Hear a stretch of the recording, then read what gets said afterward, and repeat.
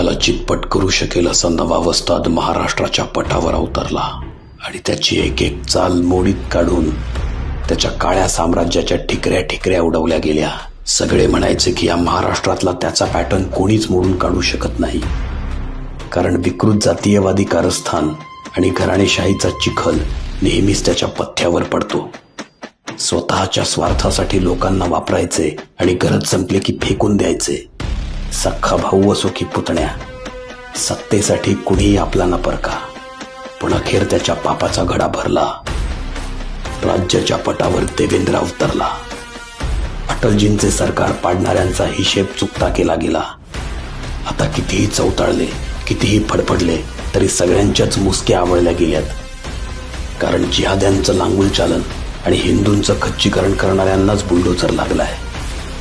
पूर्वी ते म्हणायचे अकेला